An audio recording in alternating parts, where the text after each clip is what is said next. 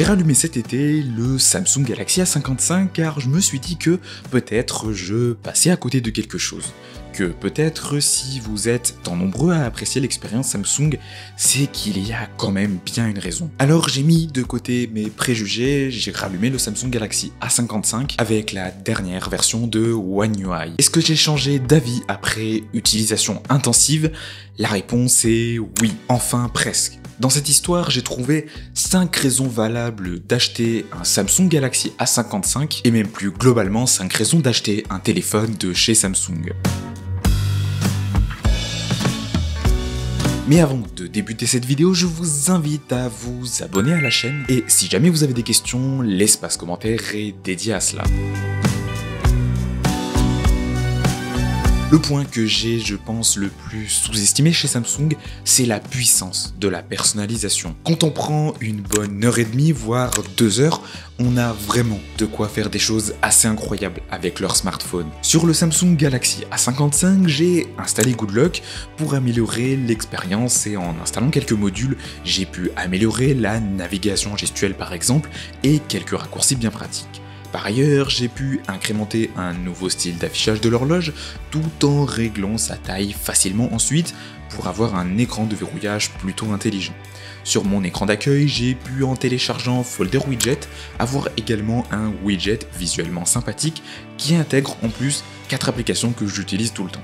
J'ajoute également à cela que j'ai épuré un maximum le panneau de contrôle et on arrive à un smartphone idéal, je trouve. Parce que oui, la force de ce téléphone, c'est que l'on peut vraiment faire ce que l'on veut pour le rendre visuellement attrayant. J'irai jusqu'à dire que je trouve ça même dommage que certaines fonctions proposées par ces applications ne soient pas disponibles nativement. Mais c'est aussi la force de One UI et même plus globalement d'Android, le fait de notamment rendre son smartphone à son image avec toute cette personnalisation. En fait, ce qui rend ces smartphones cool, c'est que l'on peut garder la configuration visuelle de base, mais aussi la changer complètement. Maintenant et au fil du temps, je comprends pourquoi vous êtes si nombreux à apprécier l'expérience Samsung.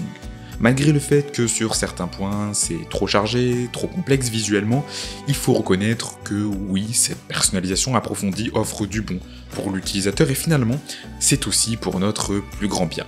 Après tout cela, chaque icône, chaque élément de l'interface doit être sublimé par un superbe écran. Et c'est le cas sur de nombreux téléphones Samsung, notamment ce A55. Les écrans OLED de chez Samsung sont globalement jamais vraiment décevants à partir du moment où on met un peu le prix dans leur smartphone. Sur la gamme Galaxy A, Galaxy S et Galaxy Z au global, les écrans sont toujours très bons. C'est coloré, vif, contrasté et surtout, le tout sublime le logiciel et les différents éléments de l'interface.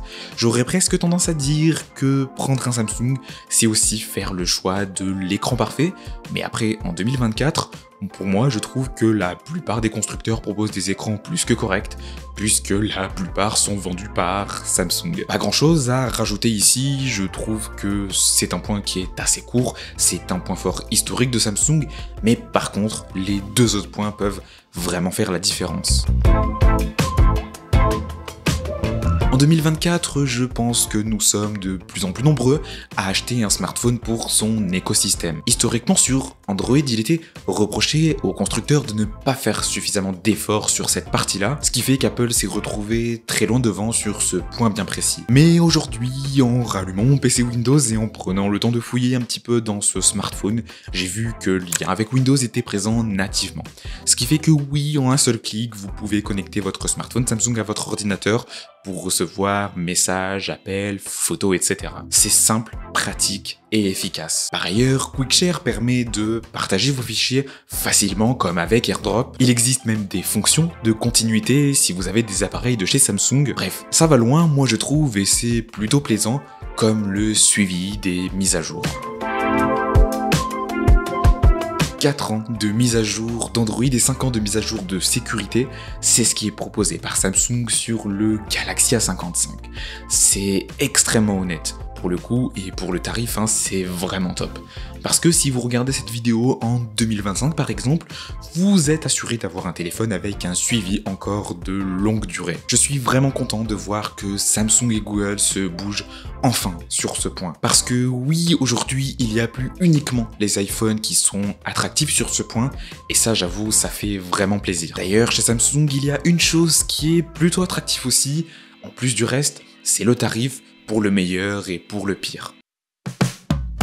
Un smartphone Samsung, c'est de nature un produit qui décote assez vite. C'est lié au fait qu'il y a rapidement de nombreuses promotions et puis mine de rien, les téléphones Samsung sont mis en concurrence avec les smartphones Android, ce qui n'arrange pas l'affaire lorsque l'on revend son smartphone, mais qui est par contre très intéressant lorsqu'on est dans la position de l'acheteur. Ce que je veux dire par là, c'est que clairement chez Samsung, il ne faut pas acheter un de leurs smartphones à plein tarif. Regardez les offres de cashback, les promotions comme pendant les Black Friday ou même pendant les soldes d'hiver ou les soldes d'été, vous y verrez pas mal de tarifs attractifs et c'est le cas avec le Samsung Galaxy A55. Bref, évidemment, tout n'est pas parfait chez Samsung, il reste encore des axes d'amélioration, mais en ayant pris davantage le temps, je me suis retrouvé à plutôt aimer cette version d'Android, en la trouvant certes très axée sur la fonction, mais en ayant une logique de personnalisation. Dans tous les cas, moi, le Samsung Galaxy A55, je vous le recommande, même si je vous invite à le comparer avec un Pixel 8a ou un Nothing Phone 2a. J'en ai parlé d'ailleurs assez récemment sur la chaîne, alors je vous invite à aller voir cette vidéo, et je crois que de mon côté j'ai tout dit, alors je vous invite simplement à vous abonner à la chaîne, à mettre un petit like et à partager cette vidéo, et quant à moi je vous retrouve dimanche prochain à 11 h pour une nouvelle vidéo.